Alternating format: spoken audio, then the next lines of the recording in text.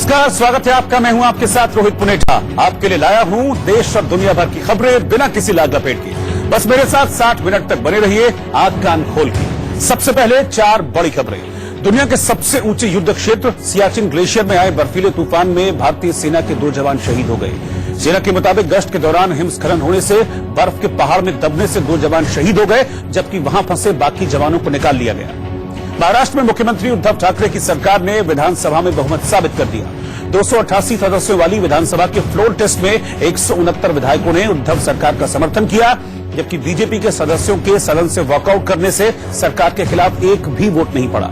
BJP सांसद प्रज्ञा ठाकुर ने मध्य प्रदेश के कांग्रेस विधायक गोवर्धन डांगी के उन्हें जिंदा जलाने की धमकी के बाद पलटवार करते हुए कहा कि कांग्रेसियों का जलाने का पुराना इतिहास रहा है।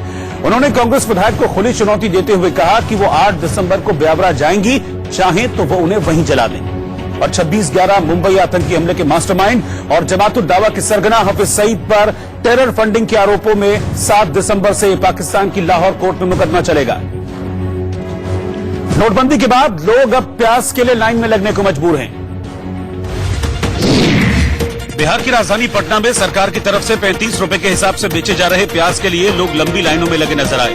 वहीं प्याज बेच रहे सरकारी कर्मचारी हेलमेट पहने दिखे। हैदराबाद में महिला डॉक्टर की गैंगरेप के बाद हत्या के विरोध में सरकारी स्कूल की छात्राओं ने शमशाबाद इलाके में हैदराबाद से बेंगलुरु जाने वाले हाईवे पर उतरकर प्रदर्शन किया।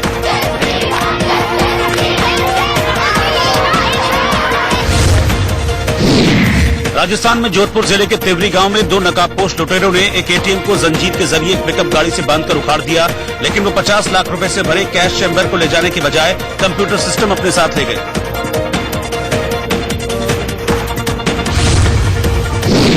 बिहार के मुजफ्फरपुर में कुछ युवकों का खुलेआम हथियार लहराते हुए डांस का वीडियो वायरल हो गया, जिसके बाद पुलिस ने मामले की जांच का भरोसा देते हुए आरोपियों पर कार्रवाई की बात कही है।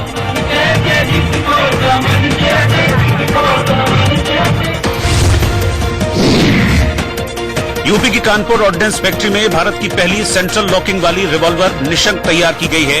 .32 बोर की इस रिवॉल्वर का वजन 740 ग्राम है और ये 50 मीटर तक सिंगल फायर और रैपिड फायर कर सकती है। बिहार के हाजीपुर में नकाबपोश बदमाशों ने दिन दहाड़े हथियार लहराते हुए एक ही दिन में 2 बैंकों में बेखौफ होकर लूटपाट की और 6 लाख से ज्यादा कैश लेकर फरार हो गए। पश्चिम बंगाल के नॉर्थ 24 परगना में बीजेपी के प्रदेश अध्यक्ष दिलीप घोष का विरोध कर रहे टीएमसी कार्यकर्ताओं की बीजेपी समर्थकों से झड़प हो गई, जिसके बाद हालात पर काबू पाने के लिए पुलिस को लाठीचार्ज करना पड़ा।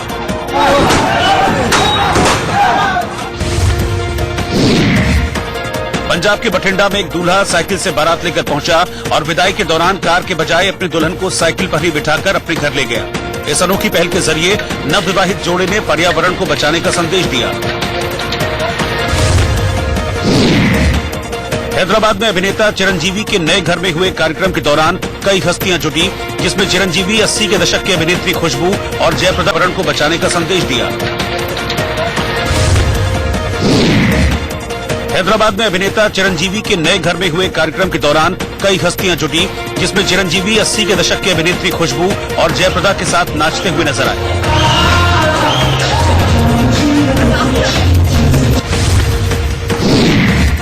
रूस की राजधानी मॉस्को के रेड स्क्वायर में आइस स्केटिंग रिंक को रंगारंग कार्यक्रम के साथ खोल दिया गया, जिसे देखने के लिए बड़ी संख्या में लोग जुटे। रिंक में कई कलाकारों ने अपने करतब दिखाए। देश की सबसे बड़ी पंचायत संसद भवन के पास एक लड़की देश भर में हो रहे रेप के खिलाफ बोर्ड लेकर धरने पर बैठ गई। हैदराबाद में महिला डॉक्टर के गैंगरेप और हत्या से नाराज इस लड़की की कोशिश सरकार तक अपनी आवाज पहुंचाने की थी, लेकिन दिल्ली पुलिस बीच में आ गई, क्योंकि अनु दुबे नाम की लड़की संसद भवन जाने वाली सड़क के किनारे एक बोर्ड लेकर बैठी थी। अकेले धरना दे रही अनु दुबे ने बोर्ड पर लिखा था कि क्यों मैं अपने भारत में खुद को सुरक्षित महसूस नहीं कर सकती, लेकिन सुरक्षा के नजरिए से संवेदनशील इस इलाके में धरना दे रही लड़की पर पुलिस वालों की नजर तुरंत चली गई। पुलिस की टीम ने लड़की को समझा बुझाकर वहां से हटाने की कोशिश की। ना ही मैं और देख सकती हूँ दूसरी लड़कियों को चलते हुए। पुलिस वालों की कोशिश नाकाम रही और अनु दुबे अपनी जगह से हिलने को तैयार नहीं हुई और थोड़ी ही देर में पीसीआर वैन के साथ कई पुलिस वाले वहां आ गए और लड़की को जबरदस्ती उठाया गया। यहाँ नहीं बैठ सकते आप, वहाँ चलो जंतर मंतर बैठाते हैं। जोर जबरदस्ती के साथ पुलिस अनु दुबे को ले गई, लेकिन जंतर मंतर पर नहीं छोड़ा, बल्कि उसे संसद मार्ग थाने लाया गया और आरोप है कि थाने में अनु के साथ मारपीट की गई। थोड़ी देर बाद जब अनु दुबे थाने से बाहर आई तो उसकी हथेलियों पर चोट के निशान थे। 3 लेडी कांस्टेबल मेरे ऊपर चढ़ी थी। वो कुछ इन्फॉर्मेशन पूछ रहे थे। मैंने कहा मैं बाहर जाके ही बोलूंगी। मैं मना कर रही थी। मैंने कहा बाहर जाके ही मैं बोलूंगी। इस बात पे उन्होंने थोड़ा सा जबरदस्ती की है और नाखून वगैरह बहुत बुरी तरह मारा है। रेप के खिलाफ विरोध करने पहुंची इस लड़की पर दिल्ली पुलिस की ज्यादती से मामला गर्म हो गया, क्योंकि हैदराबाद के गैंगरेप और मर्डर मामले से देश भर में नाराजगी है। दिल्ली में जॉब करने वाली अनु दुबे इस वारदात के सामने आने के बाद से ही परेशान थी और इसीलिए आज सुबह वो सरकार तक अपनी बात पहुंचाने के मकसद से संसद मार्ग पहुंच गई। लेकिन पोस्टर हाथ में लेकर चुपचाप धरना दे रही अनु पर पुलिस ने न सिर्फ सख्ती दिखाई, बल्कि आरोप है कि थाने में उस पर ज्यादती की गई। पूछताछ के बाद पुलिस ने अनु से लिखित लिया कि वो संसद मार्ग पर धरना नहीं देगी और इसके बाद ही उसे बाहर जाने दिया गया। लेकिन बाहर आने के बाद अनु ने भावुक होकर अपनी बात देश और सरकार को बताई। चीज ये जो मैं ये सब कर रही हूँ, ये मेरे बारे में नहीं है। आप लोग मेरे बारे में क्यों पूछ रहे हैं? नहीं, आप जो कर रहे थे वो क्या पर्पस था और क्या कुछ कहना? ये पर्पस है कि कल मैं जल के ना मरूं। कल समझ रहे हैं आप, वो लड़की मर गई और लड़कियां मर गई। हर 20 मिनट में रेप हो रहा है। I don't want to die. It's not only about me. और अब मैं रेप केसेस नहीं देख सकती। अनु के विरोध और पुलिस की सख्ती की खबर मिलते ही दिल्ली महिला आयोग की टीम थाने पहुंच गई। हंगामे के बीच डीसीडब्ल्यू अध्यक्ष स्वाति मालीवाल भी आ गईं और थाने में आकर पूरे मामले की जानकारी ली। उसको मारा जाता है, थप्पड़ मारे जाते हैं, उसकी पूरी बॉडी पे खरोच के निशान हैं और उसको डराया धमकाया जाता है। हिम्मत कैसे हो गई तेरी? तेरे को देख लेंगे, तेरे परिवार को देख लेंगे, तू कैसे गई प्रोटेस्ट करने? अरे ये है देश हमारा। एक तो जो नेता है जो गलत करते हैं उनके ऊपर तो कोई एक्शन नहीं होता। एक आम लड़की अगर अपना गुस्सा भी जाहिर करे तो उसके साथ ये किया जाता है। लड़की के साथ पुलिस की मारपीट से भड़की स्वाति मालीवाल ने आरोपी पुलिस वालों के खिलाफ उसी थाने में केस दर्ज करवाया और आयोग की तरफ से नोटिस भी जारी करने का दावा किया। नोटबंदी के बाद अब महंगा प्याज लोगों को लाइन में लगा रहा है। बिहार की राजधानी पटना में सरकार की तरफ से बेचे जा रहे सस्ते प्याज के लिए लोग लंबी लाइनों में खड़े दिखे। लेकिन बिहार राज्य सहकारी मार्केटिंग यूनियन लिमिटेड के कर्मचारियों ने प्याज बांटा। लेकिन हैरत की बात यह है कि प्याज बेचने वाले कर्मचारी हेलमेट पहने हुए दिखाई दिए, क्योंकि उन्हें डर था कि कहीं कोई उन पर हमला न कर दे।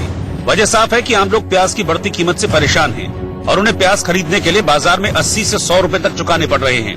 वहीं दूसरी ओर मोबाइल आउटलेट से 35 रुपए किलो के हिसाब से प्याज खरीदने के लिए लोगों को कई घंटों तक लाइन में खड़ा होना पड़ रहा है। हालत यह है कि जब मोबाइल आउटलेट मौके पर पहुंचता है तो प्याज लेने के लिए लोगों के बीच मारामारी शुरू हो जाती है। प्याज बहुत है और भी स्टॉक आराम से नहीं है। पकड़िए 30 रुपया। पटना की तरह ही सस्ता प्याज पाने के लिए आरा में भी लंबी लाइन देखी गई। यहाँ महिलाएं और पुरुष सुबह से ही लाइन में लग जाते हैं। हालत यह है कि इतना वक्त लगता है कि महिलाएं अपने बच्चों को भी साथ ले आती हैं और लाइन में खड़ी रहती हैं। यहाँ राहत की बात यह रही कि मोबाइल आउटलेट से प्याज लेने से पहले पर्ची मिल रही है, जिसके बाद ही प्याज दी जाती है। यहाँ भी भीड़ को देखते हुए प्याज बांटने वाले कर्मचारी हेलमेट पहने हुए दिखाई दिए, क्योंकि उन्हें भी डर था कि कोई गुस्से में आकर उन पर हमला न कर दे। गोडसे पर दिए प्रज्ञा ठाकुर के बयान पर मचे सियासी घमासान के बीच मध्य प्रदेश के कांग्रेसी विधायक ने प्रज्ञा ठाकुर को जिंदा जलाने की धमकी दे दी, जिस पर पलटवार करते हुए प्रज्ञा ठाकुर ने ट्वीट किया कि कांग्रेसियों को जिंदा जलाने का पुराना अनुभव है। 1984 में सिखों को और नैना साहनी को तंदूर में जलाने तक का।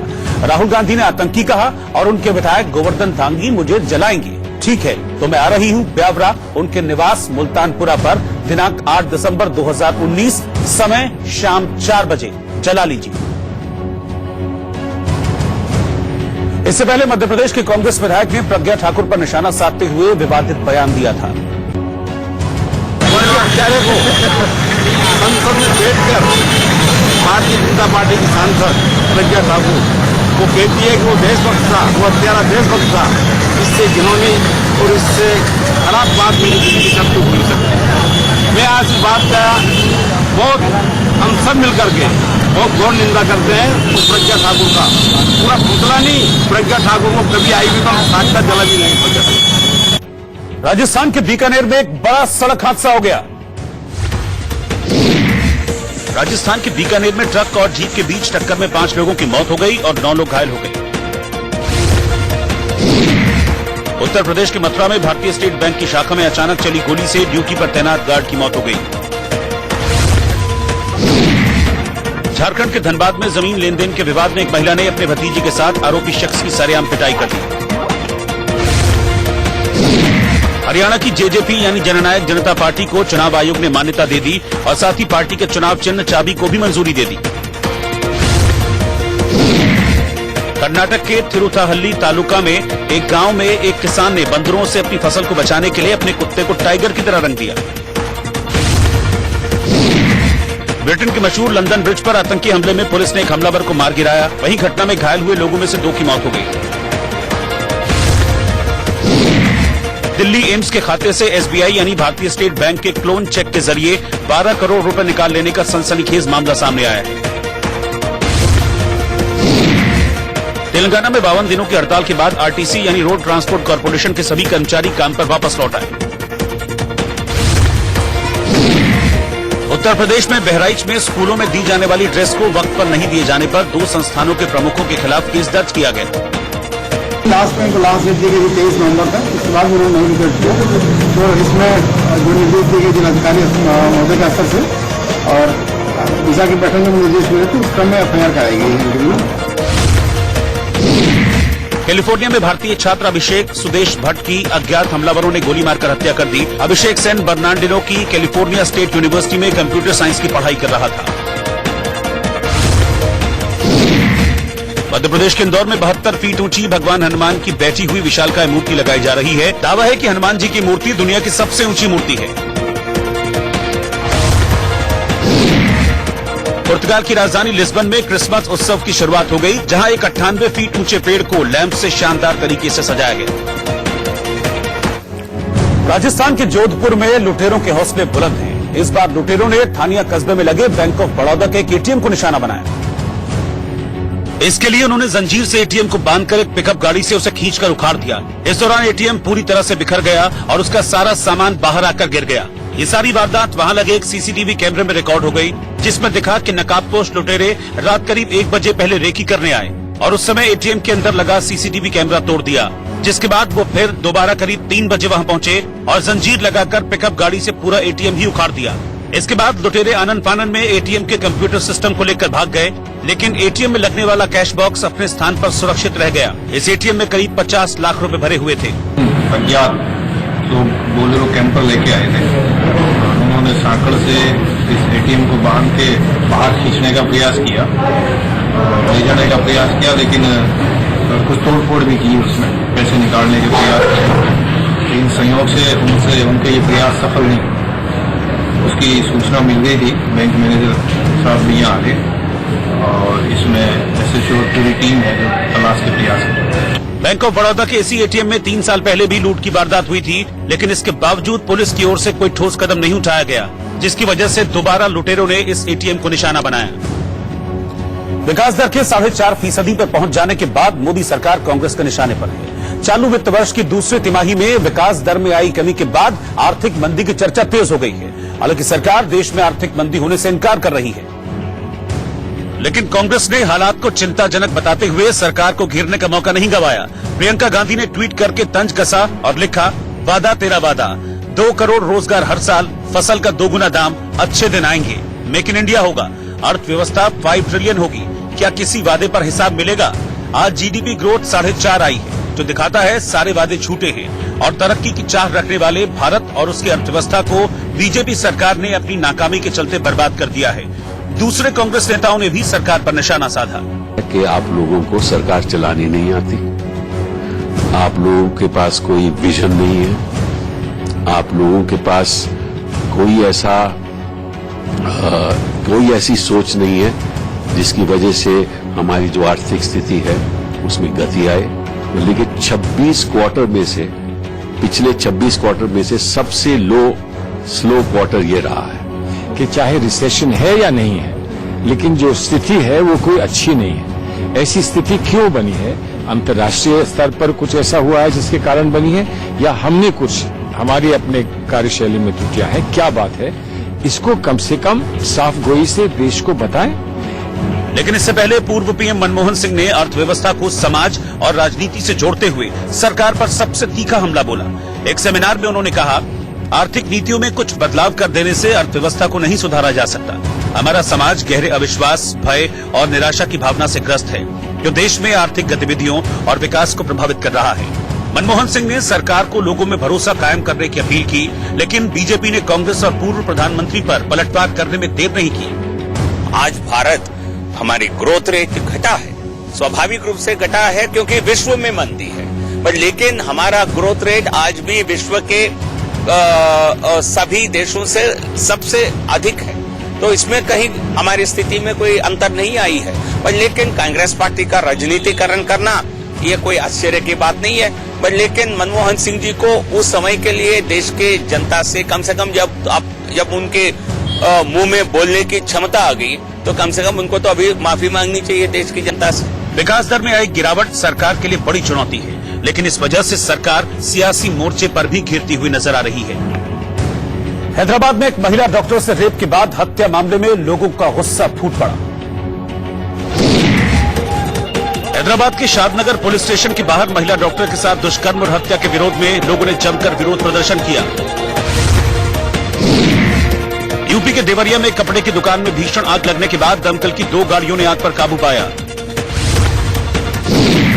बिहार के हाजीपुर में 4 नकाबपोश बदमाशों ने बंदूक की नोक पर एक बैंक में लूटपाट की। ये वारदात सीसीटीवी में कैद होने के बाद पुलिस बदमाशों की तलाश में जुट गई।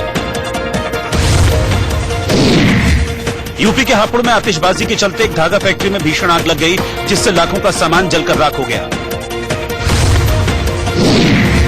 यूपी के जौनपुर में पशु तस्करों और पुलिस के बीच हुई मुठभेड़ में एक पुलिसकर्मी और एक बदमाश घायल हो गया, जबकि 2 बदमाश भागने में कामयाब रहे। यूपी के अलीगढ़ में घरेलू विवाद में एक युवक ने घर में फांसी लगाकर आत्महत्या कर ली, जिसके बाद मौके पर पहुंची पुलिस ने शव को पोस्टमार्टम के लिए भेज दिया। यूपी के जौनपुर में एक शादी समारोह में कुछ दबंगों ने दूल्हा सहित बारातियों के साथ मारपीट की। इस मामले में पुलिस मौके पर पहुंचकर जांच में जुट गई। यूपी के ग्रेटर नोएडा में पुराने विवाद में जिम से लौट रहे युवकों पर एक पक्ष के लोगों ने ताबड़तोड़ गोलियां चला दी। इसमें 2 सगे भाइयों की मौत हो गई। पंजाब के बठिंडा में एक अनोखी शादी हुई, जिसमें पर्यावरण रक्षा का संदेश देने के लिए दूल्हा 25 किलोमीटर साइकिल पर शादी करने पहुंचा। इटली की संसद में एक सांसद ने पब्लिक गैलरी में मौजूद गर्लफ्रेंड को शादी का प्रस्ताव दिया, जिसके बाद संसद में मौजूद बाकी सांसदों ने उन्हें बधाई दी।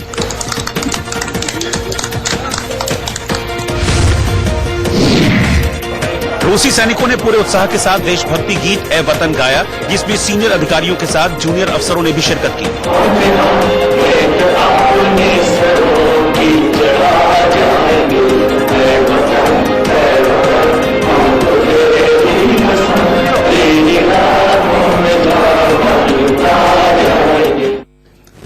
कांग्रेस नेता ज्योतिरादित्य सिंधिया ने गोडसे पर बयान के लिए बीजेपी सांसद प्रज्ञा ठाकुर पर निशाना साधा और बापू के हत्यारे नाथूराम गोडसे को राष्ट्रभक्त कहने पर उनकी कड़ी आलोचना की। ज्योतिरादित्य सिंधिया ग्वालियर के दौरे पर पहुंचे थे, जहां उन्होंने महात्मा गांधी पार्क में महात्मा गांधी की प्रतिमा पर माला चढ़ाई।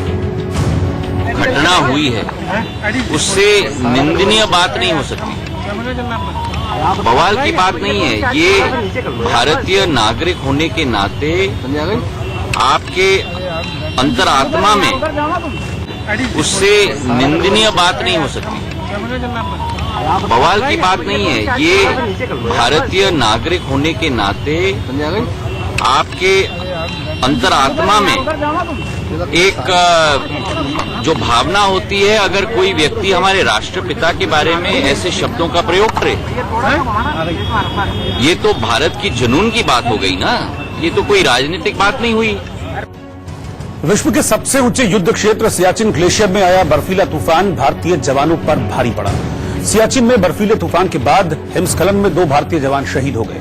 सेना ने बताया कि शनिवार तड़के ये दोनों जवान दक्षिणी सियाचिन ग्लेशियर में 18,000 फीट की ऊंचाई पर गश्त कर रहे थे। सेना ने बताया कि राहत और बचाव टीम घटनास्थल पर पहुंचकर फंसे जवानों को बाहर निकालने में कामयाब रही। कुछ दिन पहले भी सियाचिन ग्लेशियर में हुए हिमस्खलन में भारतीय सेना के 4 जवान शहीद हो गए थे। इसके अलावा 2 पोर्टरों की भी इस दौरान मौत हो गई थी। सियाचिन में इससे पहले भी कई बार ऐसे हादसों में भारतीय सेना के सैकड़ों जवान अपनी जान गंवा चुके हैं। आंकड़ों के मुताबिक साल 1984 से लेकर अब तक हिमस्खलन में 1000 से ज्यादा जवान शहीद हो चुके हैं। महाराष्ट्र के धुले में एक पुल से वैन के गिरने के बाद कोहराम मच गया। महाराष्ट्र के धुले में टायर फटने से एक पिकअप वैन पुल से 50 फीट नीचे गिर गई, जिसमें 7 लोगों की मौके पर ही मौत हो गई, जबकि 20 लोग गंभीर रूप से घायल हो गए। झारखंड के डाल्टनगंज में कांग्रेस उम्मीदवार के.एन. त्रिपाठी का लोगों ने विरोध किया तो उन्होंने सरेआम पिस्तौल निकाल ली। इस घटना के बाद लोग और भड़क गए और हंगामा कर दिया। मशहूर तमिल अभिनेता राधा रवि बीजेपी में शामिल हो गए, जिन्हें बीजेपी के कार्यकारी अध्यक्ष जेपी नड्डा ने सदस्यता दिलाई। झारखंड विधानसभा चुनाव में 13 सीटों पर पहले चरण का मतदान संपन्न हो गया, जिसमें 189 उम्मीदवारों की किस्मत ईवीएम में कैद हो गई। उत्तर प्रदेश के लखीमपुर खीरी में पुलिस ने वाहन चोर गिरोह के 3 आरोपियों को गिरफ्तार किया और चोरी की 14 बाइक भी बरामद की। हैदराबाद के शादनगर में महिला डॉक्टर की रेप के बाद हत्या के विरोध में लोगों ने जमकर नारेबाजी की, जिस वजह से चारों आरोपियों को कोर्ट में पेश करने में परेशानी हुई। छत्तीसगढ़ के जशपुर में लुडेक के किसान टमाटर का ज्यादा भाव मिलने से बेहद खुश हैं। उत्तर प्रदेश के सीतापुर में ट्रैफिक माह के समापन के मौके पर ट्रैफिक जागरूकता रैली निकाली गई,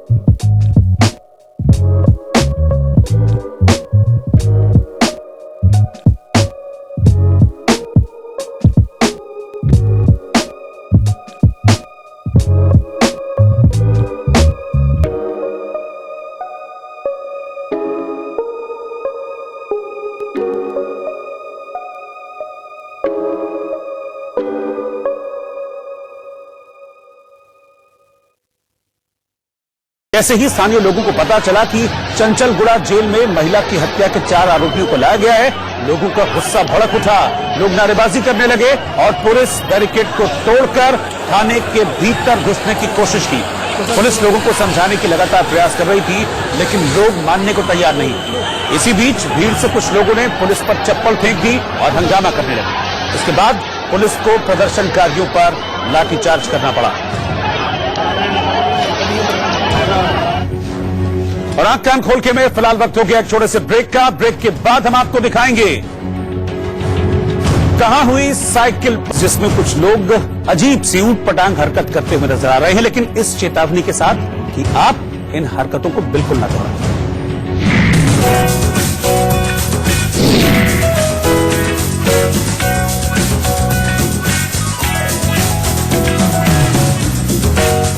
ये वो हीरो है जिसने अपनी जान की परवाह किए बिना बच्चों की जान बचाई। देखिए, ये शख्स अपनी बाइक को साफ कर रहा था और उसके पीछे से 2 छोटे बच्चे गुजर रहे थे। इतनी देर में चिल्लाने की आवाज आई और वो शख्स खड़ा हो गया। तभी पीछे से तेज रफ्तार कार बच्चों को अपनी चपेट में लेती है। उससे पहले ही वो पलक झपकते ही बच्चों को लपक लेता है, जिससे बच्चों की जान बच जाती है।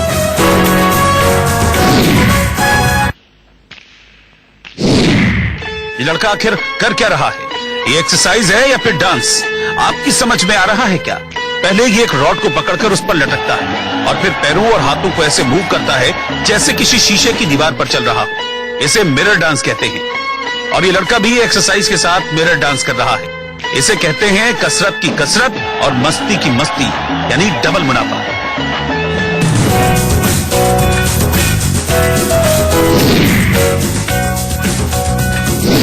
इसे कहते हैं सुपर कैट, है ना? मोटी ताजी बिल्ली और बिल्ली के गले में सुपरमैन की तरह बंधा स्कार्फ और बिल्ली सुपर कैट बनकर तैयार। पहले ये बिल्ली अपनी हाइट से 3 गुना ऊंचे एक पिंजरे से छलांग लगाती है, जिसमें पहले से कुछ कुत्ते भी मौजूद होते हैं। उसके बाद एक 4 फीट के लोहे के दरवाजे को ऐसे जंप कर जाती है जैसे वो उसके बाएं हाथ का खेल हो। बिल्ली का ये वीडियो सोशल मीडिया पर तेजी से वायरल हो रहा है, जिसे लोग कंप्यूटर ग्राफिक्स का कमाल बता रहे हैं। लेकिन आपको बता दें, ये कोई एनिमेशन नहीं बल्कि हकीकत है।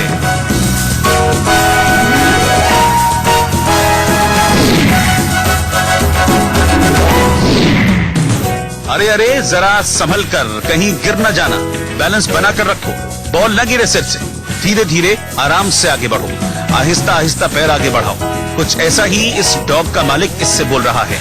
इस डॉग का कंसंट्रेशन तो देखिए, बिना डिसबैलेंस हुए कैसे एक पतले से लकड़े के पट्टे पर पढ़ा जा रहा है। और जैसे ही आता है किनारे पर, उसका पैर और बॉल फिसलने ही वाला होता है, लेकिन वो खुद को संभालने के साथ साथ बॉल को भी अपने मुंह में दबा लेता है ना? कमाल का डॉग।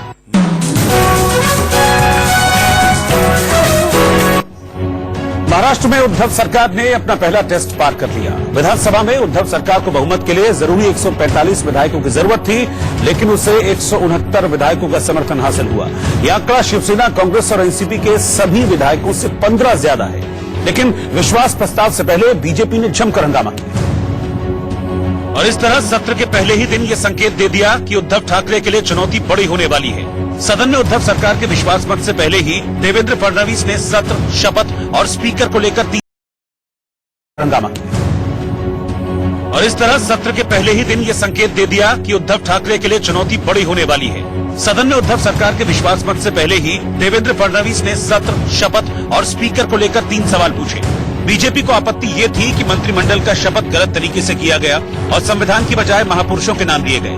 दूसरी आपत्ति ये थी कि अगर सत्र नया नहीं है तो प्रोटेम स्पीकर क्यों बदला गया, और अगर सत्र नया है तो वंदे मातरम से इसकी शुरुआत क्यों नहीं हुई। और तीसरा सवाल ये था कि मतदान गुप्त तरीके से क्यों नहीं हो रहा। जब फडणवीस की आपत्तियों को स्पीकर ने खारिज कर दिया तो बीजेपी ने सदन में नारेबाजी की और इसके बाद बीजेपी ने सदन से वॉकआउट कर दिया। हालांकि विपक्ष की गैर मौजूदगी में सरकार ने आराम से विश्वास मत हासिल कर लिया। सदन में मौजूद एक एक सदस्य को उसके नाम और नंबर से नोट किया गया।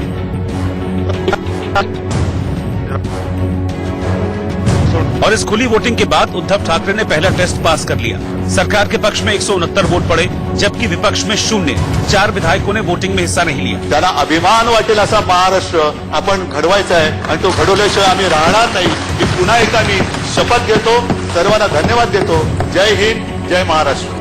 विश्वास मत हासिल करने के बाद उद्धव ठाकरे ने सदन के अपने पहले संबोधन में शिवाजी और अंबेडकर के नाम पर शपथ लिए जाने को जायज ठहराया की छत्रपती शाहू फुले आंबेडकर यांचा हा महाराष्ट्र आणि त्यांची शपथ घेतली तर इंग्लंड असाव्या।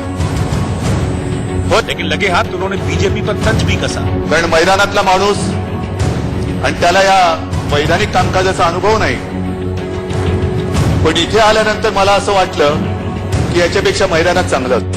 उद्धव ठाकरे ने राज्य के विकास के लिए मिलकर काम करने का मैसेज दिया, लेकिन विपक्ष के तौर पर बीजेपी ने संकेत दे दिया कि वो सरकार के लिए बड़ी चुनौती पेश करने वाली है। फ्लोर टेस्ट के दौरान बीजेपी ने सदन से वॉकआउट कर दिया और देवेंद्र फडणवीस की अगुवाई में बीजेपी के सभी विधायक नारेबाजी करते हुए सदन से बाहर निकले। फडणवीस ने शपथ पत्र और स्पीकर से जुड़ी आपत्तियों को लेकर राज्यपाल से मिलने का दावा किया।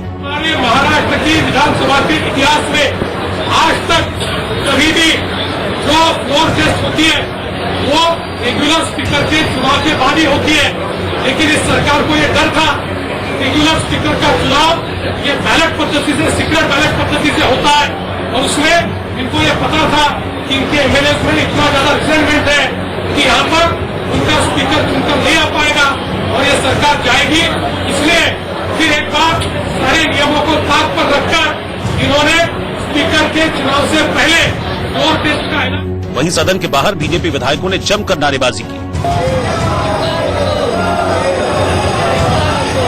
और जो संविधान का अपमान करके जो चीजें की है उसके कायदे के माध्यम से उसके लिए भी हम मांग करेंगे। अगर जरूरत पड़ी तो सुप्रीम कोर्ट तक जाएंगे। ये पूरा अधिवेशन असंवैधानिक था।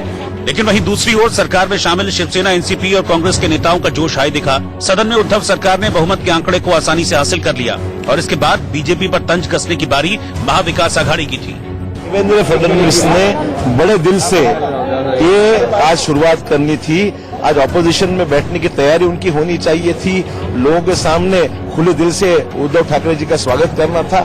इसके बजाय छोटी छोटी तांत्रिक मुद्दों पर लेकर उन्होंने बहस शुरू की, वो ठीक नहीं और हाउस छोड़ के भाग गए। उनको फेस करना उनको पॉसिबल नहीं था, उसने भाग गए वहां से। लड़ना था तो पूरी ताकत से लड़ते, ये तो भगोड़े निकले। गवर्नर के पास जा रहे हैं कंप्लेन करने के लिए। जरूर, वी आर एब्सोल्युटली डेमोक्रेटिक। हमारी तरफ से कभी भी विरोधकों की आवाज दबाई नहीं जाएगी। विरोधक का मान सम्मान ही होगा और हमारे जो भी विरोधक है, हमारा पर्सनल वेंडेटा नहीं है। जो भी विरोधक है, हमारी लड़ाई विचारों की है, वैयक्तिक बिल्कुल पर्सनल नहीं है और जरूर उनका कर्तव्य करें, लेकिन हमारी स्टाइल उनकी तरह से थोड़ी सी अलग है। उद्धव ठाकरे ने पहला टेस्ट पास किया तो गठबंधन के नेताओं की खुशी देखते ही बनी। वहीं नेताओं और कार्यकर्ताओं ने एक दूसरे को मिठाइयां बांटी। सरकार के विश्वास मत हासिल करने के बाद आदित्य ठाकरे ने सरकार को बधाई दी और दावा किया कि कॉमन मिनिमम प्रोग्राम के आधार पर सरकार अब काम में जुटेगी। तो हमारे साथ आदित्य ठाकरे है। आदित्य, ये बताए, कांग्रेचुलेशन। अब क्या प्रायोरिटी होगी, क्योंकि आरए कार्ड सेट का हमने देखा, बस अभी इसके बाद क्या होगा? जो हमारा कॉमन मिनिमम प्रोग्राम है, हर एक के जो मैनिफेस्टो है, साथ में हमने जो अभी बनाए हैं महाविकास आघाड़ी के, उसकी इम्प्लीमेंटेशन और सारी जनता की सेवा करना है बस। इसके बाद में कैबिनेट एक्सपांशन कब होगा? मुझे लगता है आज सिर्फ जो आज वोट हो गया उसी पे बात करेंगे।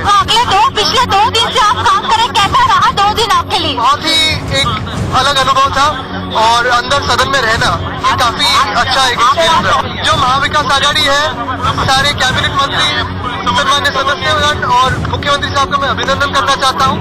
और आज जो हम बता रहे थे कि हमारे पास आंकड़े हैं, वो सबको दिखे। सदन का और सत्य की जीत हो गई, झूठ की हार हो गई। देश भर में आसमान छूती प्याज की कीमतें लोगों को रुला रही हैं। कई शहरों में तो 1 किलो प्याज के दाम 100 रुपए से भी ज्यादा हो गए। लगातार सब्जियों के दाम बढ़ रहे हैं। पूरे देश में प्याज को लेकर के, प्याज में जिस तरह से जो दामों की बढ़ोतरी हो रही है, कहीं न कहीं जो घर है, जो रसोई है, उस पर काफी असर देखने को मिल रहा है। वहीं राजधानी जयपुर की बात करें, यहाँ पर क्या हालात हैं प्याज के, उसको लेकर के हम लालकोटी सब्जी मंडी पहुंचे हैं। यहाँ पर हम दिखाना चाहेंगे कि जो प्याज है उसकी मंडी में भी अब आवक कम हो गई है और क्या वजह है जिससे इसकी आवक कम हुई है और क्या वजह है कि जिसके चलते प्याज के दामों में ये बढ़ोतरी हुई है। यहाँ पर हम दुकानदार और ग्राहक दोनों से बातचीत करेंगे और उनसे जानेंगे कि क्या फर्क पड़ा, कि किस वजह से आवक कम हुई, ये दुकानदार बताएंगे और यहाँ पर जो ग्राहक हैं उनसे भी हम इस बात पर चर्चा करेंगे कि आखिर उनकी रसोई का क्या बजट बिगड़ा है। यानी आपने भी प्याज खरीदा है, आप मंडी के अंदर हैं, क्या भाव प्याज खरीदा? 80 रुपए किलो। क्या जिस तरीके से लगातार जो प्याज के दाम थे वो जब कम होते थे लोग खरीदारी करते थे, लेकिन जहाँ 1 किलो की बजाय अब आप आधा किलो प्याज लेकर के जा रहे हैं, तो क्या वजह है इसकी? वजह ये है कि सबसे घटिया प्याज दे रहे हैं और जो है स्टॉक वाले जो स्टॉक करके रख रहे हैं, माल को स्टॉक कर रखा है, बाहर नहीं निकल रहा है धीरे धीरे, और जो है जनता को ठग रहे हैं ये लोग। व्यापारी वर्ग ठग रहा है और मार्केट में जो भाव जो है कल परसों 40 रुपए 50 रुपए थे, वो 80 रुपए किलो कर दी, और वो भी छोटी छोटी प्याज। ये हालत है जी बिल्कुल। जिस तरीके से कहीं न कहीं जो आपका बजट है वो भी बिगड़ रहा है। वो बजट तो पूरा बिगड़ गया। बजट में रहा क्या? बजट में कुछ भी नहीं रहा। मतलब आधी तनख्वाह तो इसी में चली जाती है, सब्जी और प्याज वगैरह मटर में चली जाती है, बाकी चीजें क्या करेगा आदमी? बिना काटे ही प्याज अब लोगों के आंसू निकालने लगी है। हम रियलिटी टेस्ट कर रहे हैं आगरा में। आप ये मंडी देख सकते हैं, ये जो मंडी है ये घटिया की सब्जी मंडी है। आप देख सकते हैं कि यहाँ प्याज, बाकी जो सब्जियां वो भी सारी बिक रही हैं, लेकिन प्याज ने लोगों के आंसू निकाल दिए हैं। आप देख सकते हैं कि जो प्याज है, प्याज यहाँ बिक रही है, लेकिन प्याज की जो कीमत है वो कीमत अब 80, 85, 100 रुपए तक प्याज बिक रही है। एक ग्राहक हमारे साथ, उनसे पूछते हैं कि क्या स्थिति है जी, प्याज की स्थिति क्या है? सब प्याज तो इस समय तो महंगी है जी, जो कितनी महंगी नहीं होनी चाहिए, लेकिन लोग जरूरत है तो ले रहे हैं। पहले कितनी लेते थे, आप कितनी लेके जा रहे हैं? पहले लेके जाते 5 किलो 2 किलो लेके जा रहे हैं। अच्छा, जरूरत तो है जी जी। आप बताइए क्या स्थिति है प्याज की? प्याज की स्थिति इतनी खराब है, गरीब आदमी तो प्याज खा ही नहीं सकता। भाई प्याज के बगैर सब सिस्टम बिगड़ जाता है। और प्याज बादशाह, प्याज और आलू, लेकिन आलू तो काफी सस्ता है, प्याज से बहुत पीड़ित है आदमी। जो आदमी आधी किलो 1 किलो लेते थे वो आज 250 ग्राम ले रहे हैं। वो क्यों ले रहे हैं कि भाई उसका पूता नहीं है अपना। 50 रुपए में अगर वो प्याज ही ले आएगा तो सब्जी कैसे खाएगा, कैसे बनाएगा। तो इसलिए नंगा ढाया गया और निचोड़ा गया।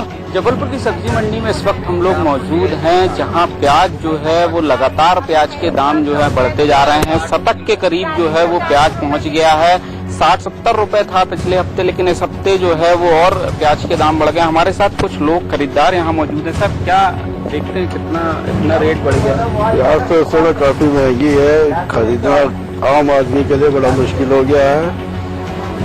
जबकि वो इस समय वास्तविक कीमत 20 रुपए किलो होनी चाहिए, जबकि 100 रुपए से कम मिल नहीं रही है।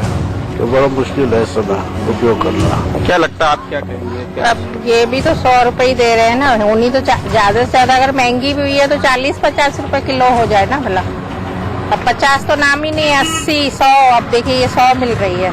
लगता है अभी कम होगा कुछ? मुझे तो नहीं लग रहा है। रोज पेपर में तो बहुत आ रहा है कि गवर्नमेंट ये कर रही है, वो कर रही है, और कर रही है तो और महंगा हो गया है। बिल्कुल, दुकानदार हमारे साथ मौजूद हैं। भाई साहब जी सर, क्या दाम चल रहा है अभी? प्याज तो महंगा चल रहा है अभी प्याज, पुराना वाला नया वाला सब खराब आ रहा है। पंजाब के बठिंडा में एक दूल्हे ने अनोखी मिसाल पेश की। शादियों में होने वाली फिजूल खर्ची रोकने के लिए दुल्हन की विदाई साइकिल से करवाकर घर लाया। और इस शादी में न कोई बैंड बाजा, न गाना बजाना, सिर्फ गिने चुने रिश्तेदार ही शामिल हुए। बारात सीधी गुरुद्वारा साहब गई। शादी के बाद लड़का वहां से दुल्हन को साइकिल पर बैठाकर 25 किलोमीटर दूर अपने गांव पहुंचा। ਵਿਆਹ ਦਾ ਖਰਚੀ ਸਿੰਪਲ ਸਾਦਾ ਵਿਆਹ ਸੀਗਾ ਜੀ ਤੇ ਕੋਈ ਮੰਨ ਲਓ ਹੋਰ ਕੋਈ ਪੈਲਸ ਵਗੈਰਾ ਨਹੀਂ ਸੀਗਾ। ठीक है। ਤੇ ਬਿਨਾਂ ਖਰਚੇ ਤੋਂ ਵਿਆਹ ਹੋਇਆਗਾ ਤੇ ਕੋਈ ਬਰਾਤ ਨਹੀਂ ਹੈਗੀ। ਮੰਨ ਲਓ ਆਪਣੇ ਘਰ ਦੇ 10-10 12 ਜਣੇ। गुरुबख्शीश जब साइकिल से दुल्हन की विदाई करके घर लौटे तो उनका जमकर स्वागत किया गया। गुरुबख्शीश के इस फैसले पर पूरे परिवार को नाज है और परिवार बेहद खुश भी है। मैंने आज सिंपल मैरिज करवाई है, साइकिल तो लेके आई। ਉਹਨਾਂ ਦੀ ਬਚਪਨ ਦੀ ਜਦੋਂ ਤੋਂ ਉਹਨਾਂ ਨੂੰ ਮਤਲਬ ਪਤਾ ਚੱਲਿਆ ਕਿ ਇਹ ਦਾਜ ਦਹੇਜ ਬਾਰੇ, ਉਹਨਾਂ ਨੇ ਡਿਸਾਈਡ ਕਰਿਆ ਕਿ ਮੈਂ ਕੋਈ ਦਾਜ ਨਹੀਂ ਲੈਣਾ ਹੈਗਾ ਤੇ ਜਿਹੜੇ ਮੈਂ ਮੈਰਿਜ ਕਿਸੇ ਵੱਡੀਆਂ ਗੱਡੀਆਂ ਦੀ ਥਾਂ ਤੇ ਸਿਰਫ ਸਾਈਕਲ ਤੇ ਲੈ ਕੇ ਆਉਣਾ ਆਪਣੀ ਪਤਨੀ ਨੂੰ। ਉਹਨਾਂ ਨੇ ਅੱਜ ਇਹ ਕਰਕੇ ਵਿਖਾਇਆਗਾ। ये शादी बिल्कुल साधारण तरीके से हुई, जिसमें दहेज का भी बहिष्कार किया गया। यही वजह है कि गुरुबख्शीश की शादी सबके बीच चर्चा का विषय बनी हुई है।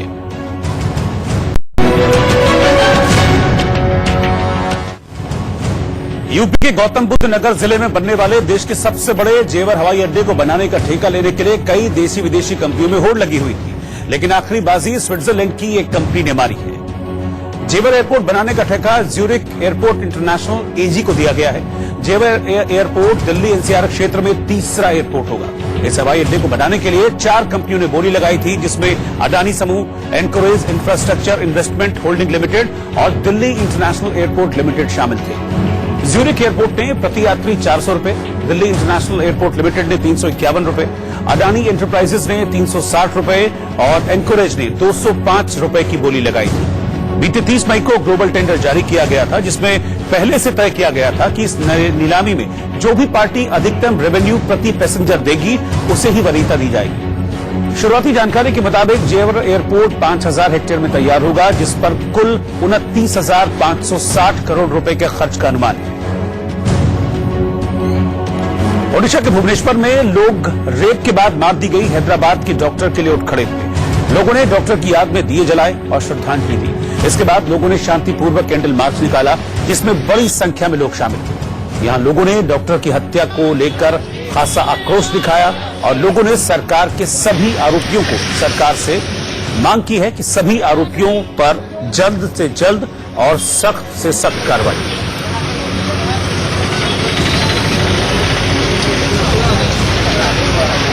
हैदराबाद के डॉक्टर के लिए पश्चिम बंगाल के लोगों ने भी इंसाफ की मांग की। सिलीगुड़ी में लोग मुंह पर काली पट्टी बांधकर सड़कों पर उतर आए और इस क्रूर रेप और हत्या के खिलाफ अपना विरोध जाहिर किया।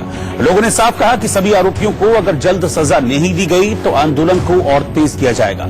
लोगों ने आरोपियों को जल्द और कड़ी सजा देने की मांग की।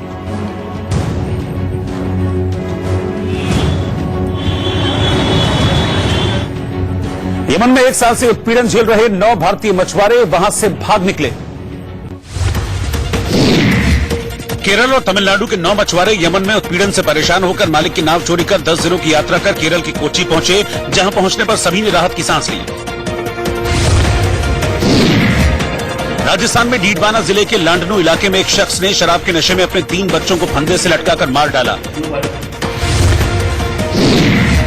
छत्तीसगढ़ के महासमुंद के सिरपुर में महानदी में डूबने से 2 छात्रों की मौत हो गई। रायपुर के भारत माता स्कूल से 170 छात्र पिकनिक मनाने के लिए सिरपुर पहुंचे थे। हैदराबाद में महिला डॉक्टर की रेप के बाद हत्या के केस में आक्रोशित लोगों ने शादनगर पुलिस स्टेशन के बाहर जमकर हंगामा किया। लोगों को नियंत्रण में करने के लिए पुलिस को हल्का बल प्रयोग भी करना पड़ा। तमिलनाडु के रामेश्वरम में झमाझम बारिश से कई इलाकों में पानी भर गया। वहीं लोगों को इस बात की खुशी है कि इससे इलाके में पानी का स्तर बढ़ जाएगा। हरियाणा के सिरसा में महंगे प्याज के विरोध में कांग्रेस कार्यकर्ताओं ने प्याज की माला पहनकर केंद्र सरकार के खिलाफ नारेबाजी की। अयोध्या में मुस्लिम समाज के एक शख्स को जय श्री राम का नारा लगाना महंगा पड़ गया, जिसके बाद पीड़ित शख्स को मस्जिद में सार्वजनिक रूप से माफी मांगनी पड़ी। हैदराबाद में महिला डॉक्टर की रेप और हत्या के बाद लोगों ने कैंडल मार्च निकाला और मृतक डॉक्टर को श्रद्धांजलि दी। दिल्ली में जापान के विदेश मंत्री और रक्षा मंत्री ने भारत के विदेश मंत्री एस जयशंकर से मुलाकात की और कई मुद्दों पर अहम चर्चा की। गायक और अभिनेता हिमेश रेशमिया अपनी फिल्म हैप्पी हार्डी एंड हीर के प्रमोशन के लिए जयपुर पहुंचे, जहां उन्होंने गाना भी गाया। रेशमिया की फिल्म अगले साल 3 जनवरी को रिलीज होगी।